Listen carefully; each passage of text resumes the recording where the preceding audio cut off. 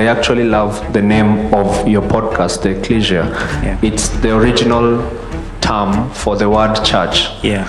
And do you know, when Jesus was using that word, when he was saying that upon this rock I'll build my church, Yeah. and he was setting up disciples and everything.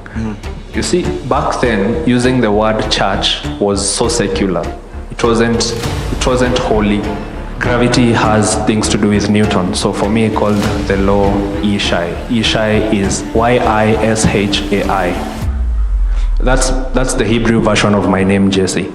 People vote in the people they feel wanawachangamsha, the people who psych them up. And we are literally dealing with a country, not a concert. Right. So one thing that we want to achieve as a community is us being able to have the understanding of the kingdom, or knowing God, having a relationship with God. And at the same time, you're influencing the world. You're creating solutions, and you have a name outside there. You're controlling something. I've never had the opportunity to speak about this publicly. In whatever capacity, you've just seen a bit of us doing a demonstration of that, that system and all. But I want to invite us all to come on board, understand that system, and teach it to people. Let's make it a conversation. Something amazing can exist, but simply because you don't know it exists, your options are limited. We can safely vote, and I don't even have to go to the polling station to vote, and my vote will still count. It for to damage. Vibaya. You come out having this weird expectation about life, and then shock on you when you go out, then you find that it's those backbenchers that run things out here. Karibu sana Jesse. Asante. It's good to see you, man. It's good to see you, man. It's good to be here. Alright. Hata kama ulinicheza kidogo. Iza man, iza. Tuneka mepone hiyo session by the nika tutairudia tu. Yeah. Tuone kama anaweza dance. Tuneka anaweza dance. So you guys made a system, man. Before you tell us about the system, just kindly introduce yourself and some of the things that you actually do. My name is Jesse Muriithi, and wow, what do I do? I think I'm an innovator. Yeah. I'm a problem solver. Yeah. I love building solutions to the problems that I think have been just accepted as the norm. Yeah. And just challenging what is highly, assumed to be the only way to do things, yet there are more effective and more efficient ways of doing things. And that's what makes the difference between our country, for instance, Kenya, and more advanced countries. It's just the efficiency of their systems. Yeah. I'm also a researcher, and over a period of 8 years, I was doing a study of something that kept bothering me. We would be in school, and you see you guys attend the same class, but kuna number 1, number 2, number 3, but the same class, same resources, same time, same teachers, same everything. Yeah. But the results are very varied. So what makes that happen? So it's just something I used to ask myself, not because I was actively looking for an answer, but the more I kept reading books, the more I kept researching, listening to successful people, I reached a point this year in April, and I got the answer to that question after almost 8 years of being active in terms of trying to understand that gap, because it happens. Like Africa has what we have. We have gold, we have oil, we have genius minds, but we are where we are. So why is that? So I came up with a framework that got accepted at a global research repository, and that model is helping to really explain things. Instead of looking at a problem, we can say Kenya is corrupt, but what causes the corruption, because we can't say the next leader should come and just erase corruption or whatever systemic problems we have. We have to understand what's the root cause, where does it start. So I believe the framework that I was able to come up with by the grace of God is able to answer such questions across personal or individual performance, national systems or other departments, and also startups and companies. Wow. Yeah. Interesting. I have to mention this, that many people think our church and tongue-speaking Christians only can pray and actually and understand to the Bible. Or also people think that we can only express kingdom by preaching. But Jesse and Kina Kibaki is part of the team that is working with him. They've been able to express kingdom in other ways. What do you think about Christians coming out there and being able to be part of the solutions that we have right now? We are supposed to be at the front line. We are supposed to be the pace setters, not the other way around. Because we have a tendency of being too timid, too humble, too... inachokesha yani. We are not that powerless as Christians. Yeah. We actually, you see, I was doing a small study, and I actually love the name of your podcast, the Ekklesia. Yeah. It's the original term for the word church. Yeah. And do you know, when Jesus was using that word, when he was saying that upon this rock I'll build my church, and he was setting up disciples and everything, you see, back then, using the word church was so secular. It wasn't holy. Yeah. So it's like sahi mtu akam aseme anaunda mbogi yake na anaanzisha senate yake. That was how rebellious it was in the days of Jesus to say that he's starting a church, because church is a governing council. Yeah. So he was effectively setting up like an alternative government to whatever Rome was at the time. Yeah.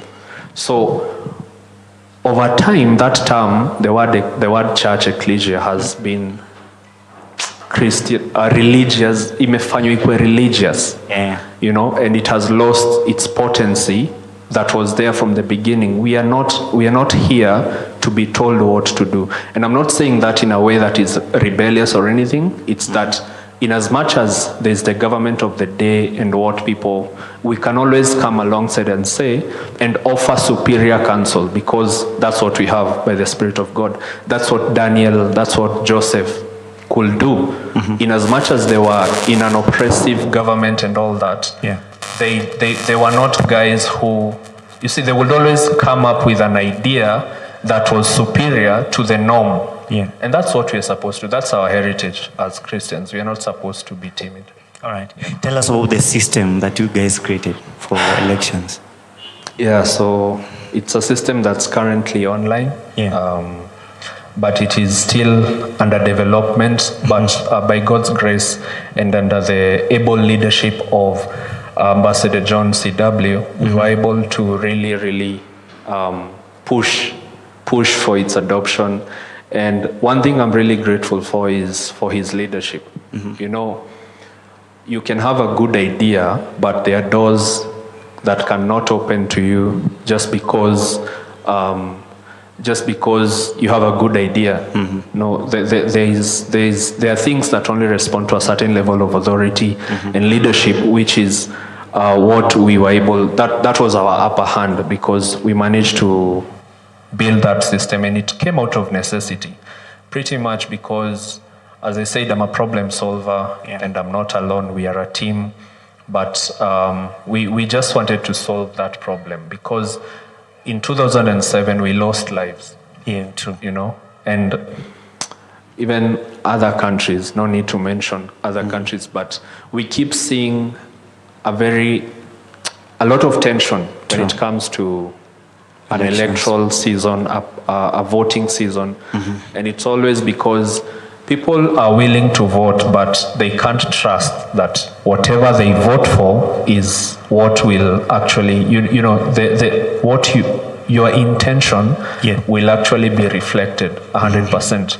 because there are so many, there's a very wide margin for error in terms of how we vote now, using ballot papers, ballot boxes, the manual way that is really opaque. It's not really transparent.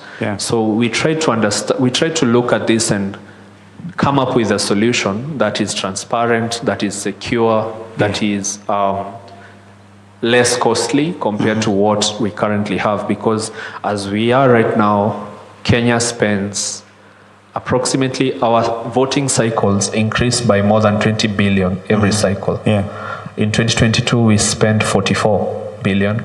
In 2027, it's projected, it was initially 61.7, right now it's 63.1. So, and I remember seeing a headline somewhere that almost 1 billion ni ya chakula. 1 billion. A lot of money. In a matter of days, you know, yet there are more essential things that this country lacks that are not yet in place. So why not adopt something effective through technology, through blockchain? And blockchain technology promises transparency, immutability. It is impossible for you to hack. Okay, I won't say it is impossible, but chances are minimal. So it means that whatever your transaction, because blockchain originally it's used for sending money, or rather it's more of a financial system. But the concept behind it is that what people agree on becomes is immutable. You can't change it. It's like when you write something, I'm just using layman terms, I don't want to be technical. So whatever you do on the blockchain becomes a permanent signature that is not possible to erase. You cannot alter that result. So if your vote, you personally can vote, that transaction is not, you can't delete it, it cannot be altered, and you have proof that you voted. You see, the same way we vote and you have, like, they mark your finger with ink, and that's your proof of voting. But you can't tell if whatever you chose or whatever your choice was actually went through. We hear of spoiled votes. How can we prove that those are the actual number of spoiled votes, and what's the criteria for a spoiled vote? With the blockchain system we built, it means we don't have spoiled votes. So it's highly efficient, and it also improves voter turnout massively. So the people who vote and the people whose vote actually gets to count at the end increases, and we also get to have the results of a vote in a day. Because we set the system to start at 6 a.m. and by 6 p.m. after voting closes, we know the winner. We don't need, you know, those dramatic headlines we have on Citizen and NTV, and a lot of drama about, you know, about voting. It's just effective. But again, I also feel like as a third world country, we are not yet mature for such effectiveness. I think we love drama, we love those games that happen. Tunapenda hizo nini, like, you know, I don't know. We are just not there yet. In terms of how mature the Kenyan people are. I'm sure even right now, if I go out there are people who will still prefer kwenda kwa ballot. They will prefer that. They will prefer to wake up at 5 a.m.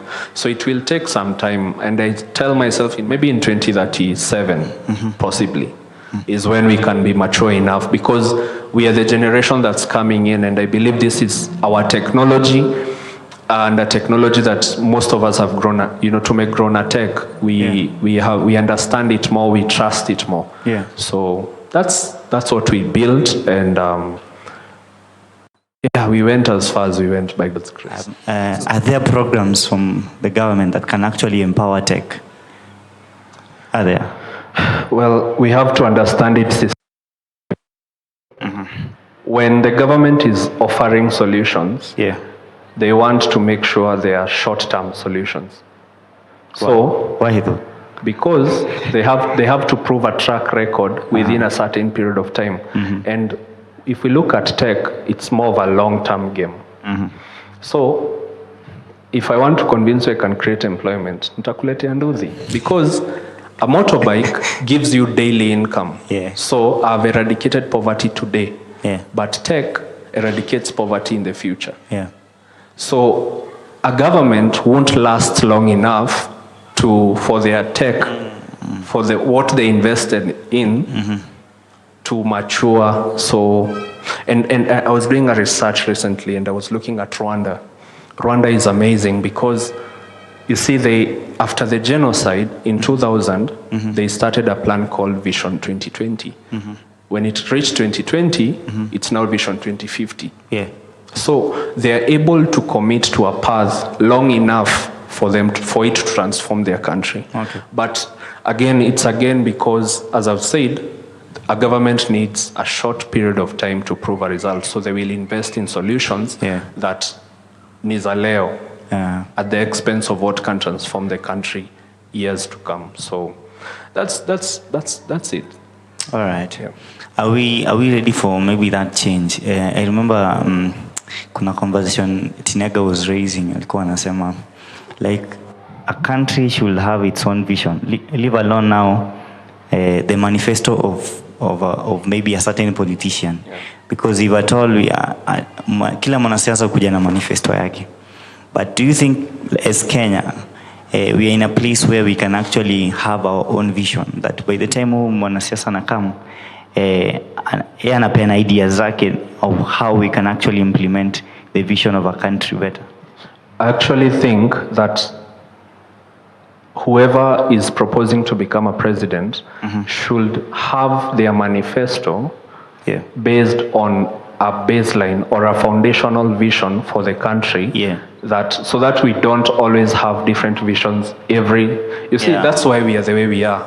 We can't mtu anakama anasema mimi nataka kujenga agriculture, then hata maliza, then someone else comes and they want to do development, they do roads. So we keep having different waves of disjointed solutions, as opposed to having one coherent and comprehensive strategy. So that if we say as a country our vision should be I don't know, whatever it could be, so that now becomes the foundation. It's like how in the kingdom of God we have the Bible, and everything we do is based off that book. True. So even if you have a ministry, you're not coming to start something crazy. It's based on that text. True. So a country should have a vision that is what forms the reference point to whoever is coming in to lead.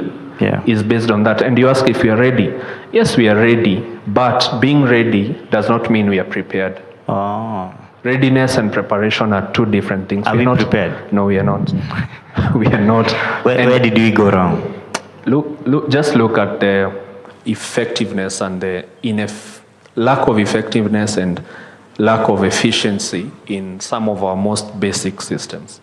And that can tell you how ready, or we might look ready. Yes, we have tech, we have everything, but we are not really prepared. Talking about, because preparation requires a certain way of doing things. It demands a certain conduct. True. This is how we are supposed to behave.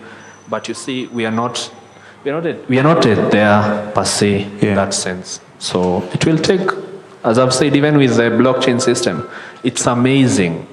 And maybe I can share a link and you'll share with people. Sure. And they can just try it out. But it's just not yet time. I feel like it's not yet time. Yeah. Talking about preparedness, do you think our education system prepares us for the future problems? No. Because I've seen, like most of us here, we all came from 844. But you realize maybe programs like this, or what Tinega is doing, what Kina Walubengo are doing, is what is shaping what people will become. If you see people who are doing business, ni kama tu wametafuta tu knowledge yao na huko hivyo nini for them to make it in life. Is this education really preparing us for the current problems? No, it's not, because the current educational system teaches you what to think. An effective system of education should teach you how to think, not what to think, because when you're taught what to think, you're being put in a box, and that shapes the scope, or inakuweka kwa box flani, so that when you attempt to think beyond a certain limit, you feel like, that's not safe ground.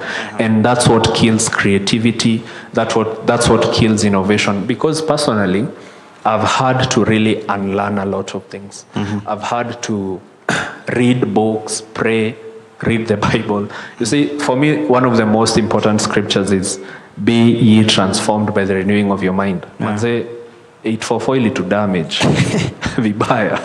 Who feels the same? Any affiliate for foil mess. Yeah, like you come out having this weird expectation about life, and then shock on you when you go, then you find that it's those backbenchers that run things out here. Because you see, those people who are not excelling, it's like they had a mechanism in them to numb them from being too much influenced by that system. So when they come out here, they are not limited by boundaries or rules or anything. So I feel like an effective educational system should teach you how to think, not what to think. Because when I tell you what to think, it means that's how I will always control you. But if you're free to think on your own, then it's impossible to change such a person, because when you know how to do something, you're free and you're able to even come up with new things, and you're just able to stand outside the crowd. Yeah. Wow, interesting. So as we finish, so maybe before I ask this last question, if there's anyone who has a question, maybe one from the crowd can actually ask him. One thing about Ekklesia Kenya is that the way he mentioned, we are, that word church there is like a senate, a legislative body, right? So one thing that we want to achieve as a community is us being able to have the understanding of the kingdom, or knowing God, having a relationship with God. And at the same time, you're influencing the world, you're creating solutions, and you have a name outside there, you're controlling something. Because as long as we have a relationship with God, but tunachia ourselves control earth or control resources, there's a way they are shaping us at the end of the day. So umesha adopt another culture, heaven, but unapata it's working only in your house, but you're not influencing outside there. So this was one of the things that actually we want to achieve. So Jesse, you come from, you fellowship at Share the Love Center under Bishop John C.W. Tell us why it is important to be grounded as a Christian. Why it's important to be grounded as a Christian. And also have maybe a spiritual father, because maybe kuna watu wengi wenye they are on that journey, but they don't have spiritual fathers. The Bible says that a double-minded man is unstable in all his ways. You need to be, first of all, stable enough to know why you do without someone else. You see, we become born again. This is something I was thinking about today in the morning, how personal our journey with God is, in as much as we all worship as believers, we all believe in Jesus, but even how God spends, or rather uses us, is unique. For me, I believe, I will say, like, as a son and as a disciple of Bishop John C.W., I believe we are a very peculiar family. We are not, sijui hatukuangi tu sawa Hebu tueleze mkwangi sawa aje. Like, because how I see him, how he teaches, if you listen to his sermon, it's very inaweza ku, if you're a soft person, you won't feel like it's edifying you, but it's the truth. The truth there is, it's so potent, and it's what you actually need over what you want. So don't go to a place just because that's where everybody goes. Just go to a place because that's where God wants you, and it's preparing you for a journey to come. For me, when I went to Share the Love like 3 or 4 years ago, I went there and I knew I'm here to prepare for leadership and government. That's not, and at the time, I couldn't tell anybody that, because we umekuja church aje ku prepare for leadership. It makes sense. And join a club somewhere, But God is really in the business of, currently, right now, there are very uncommon things that God is doing and reintroducing. And you have to be available for that. and not, again, usiku umejieka kwa box and say, sijaona mtu mwingine akifanya hivi, so I don't think, because let me be honest, you see, even the blockchain system, that thing came from God. It's not, I'm not that creative. I'm not that creative. And even the framework, I call it the Yeshai systems theory. If you Google it, you'll find it. That's something that came from meditation. I was just meditating. And then, I don't know why, but I could just feel an equation boiling in my heart, and I wrote it down. It has a literal mathematical equation that makes sense. You can literally calculate creative capacity or productive capacity with that formula. Though it's yet untested, it's theoretical at the moment, but it's going to undergo empirical testing. So if I was to limit God and say, hey, God ajui mao, God ajui hesabu, mbona hanipei sermon, mbona nikimeditate sipati kitu ya kufunza watu. So you need to be comfortable with your peculiarity, because in the book of 2 Peter, I believe it says that you are a royal priesthood, a peculiar nation. Peculiar means strange. So you have to be comfortable with how strange God has made you. And accept it, embrace it, and it will lead you to your tribe. That's what I would say. All right. Let's appreciate him, Manzi. Appreciate. Do you guys have any question towards him? I'm only taking on. Yeah, sure. You can please pass a mic to him. So I have two questions. So number one, how possible is systemic change in this nation in putting a cap of about 10 years, 5 to 10 years? Is it possible for us to achieve a complete systemic change? Second one, what's the name of the systems theory that you came up with again? Let me start with the second. So, you see, when I got this framework, I felt it was my Einstein moment. And, like Newton, when he discovered gravity, called his theory Newton's law of motion. So, kind of, gravity has things to do with Newton. So for me, I called the law Yeshai. Yeshai is Yishai. That's the Hebrew version of my name, Jesse. So so it's the Yeshai law. If you Google that, you'll find it, and you can read more about it. And you can just test it, compare stuff with it, analyze even a company with it, try to understand, for instance, why a company like NVIDIA is coming up now, why not a few years ago. You can understand that through the Yeshai law, or you can understand why Singapore became Singapore the way it did. What are the factors that contributed? Because on the surface, we can say Singapore is successful, but what made it successful? It can tell you that. Back to your first question you've asked, in how soon can we achieve systemic change? I will say yes, it's possible, but it really goes back to people really changing, because a desire is just a desire, but the reality of that desire comes when execution matches that intensity. So I feel like we people, the choices we make as people daily, even before we talk about voting and democracy, how you behave personally, it starts with those small things, and then it compounds to the decision we make as a country, even who we are voting, because people vote in the people they feel wanawachangamsha, the people who psych them up, and we are literally dealing with a country, not a concert. So if you want hype, don't vote for people because of hype. Vote people because of how competent they are, their track record of integrity, and how cohesive their vision promises to be according to where we want to be as a country. Because if we keep voting in people who have personal interests, we will always have a country that favors some and leaves others excluded.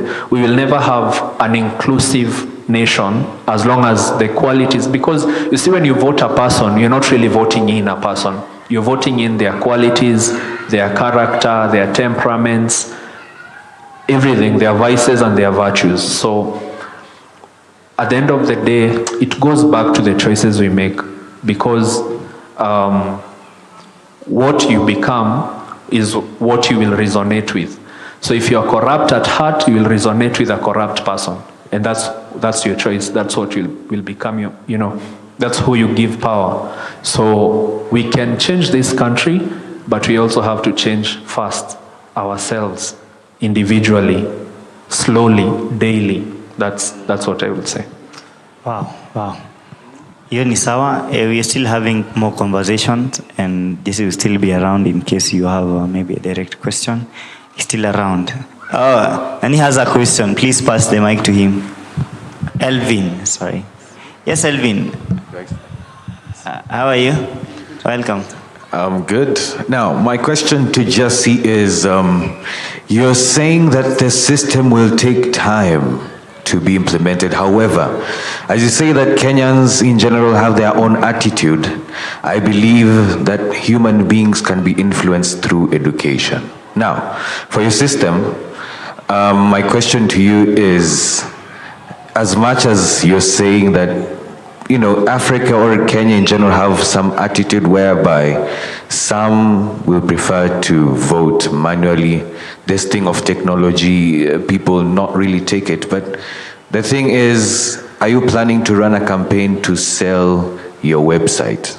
Because if you have that opinion that, you know, Kenyans need to first change on who they vote for. I mean, politicians play with the mind and the emotions. There's something called political psychology.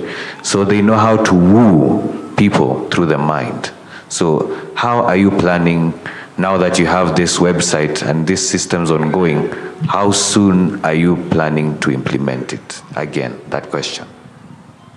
Well, first of all, I want to commend your voice. You have a very strong, powerful voice. True, so true. And I believe that's your asset in a way. Please spend it rightly. Well, let me say this. I think this is a challenge we've been facing, and I want to, I've never had the opportunity to speak about this publicly. People have maybe in whatever capacity, you've just seen a bit of us doing a demonstration of that, you know, that system and all. But I feel, I don't know, we have not, I want to invite us all to come on board and help us understand that system and teach it to people. Let's make it a conversation. We can, like you see, something amazing can exist, but simply because you don't know it exists, your options are limited. True. The more people, or rather the fewer the people that know about this, the fewer options the majority of people have in terms of knowing, wait, do you mean we can safely vote and I don't even have to go to the polling station to vote and my vote will still count? I feel like we started it, but help us to carry it. Help us to carry it. Help us to give us your feedback. Tell us where you feel like this is not making sense. Change this. If I were using this as a voter, this is what I needed. We've really starved in terms of the feedback of people who are first know what this means and how it can transform our country. And that's something amazing. I feel like I think it's time for me to, let me say, I'm inviting everybody here, and invite your friends, the communities you know, people who are responsive and are, you know, progressive in terms of innovation and adopting solutions such as what we're talking about. Because, man, we built that thing and it's not been easy. Let me be honest with you guys, it's not been an easy journey to build and to get up to where we've gotten to.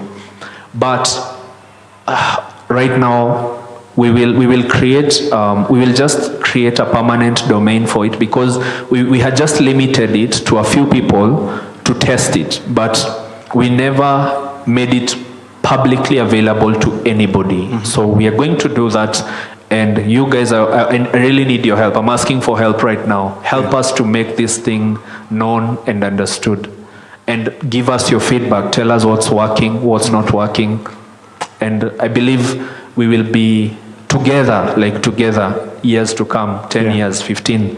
We will be the people who carried it to maturity, and to see the fruits we will see in that time to come. I feel this is really a Senate right now. We're having a moment where we can decide in 15 years we will be part of something that started when most people didn't believe in it. So thank you for your question. Yeah. Wow. Thank you, Jesse Manze. Thank you for those insights, and thank you for coming, Manze. And together, Manze, tutapush your system till we implement it. So let's appreciate Jesse aki take his seat.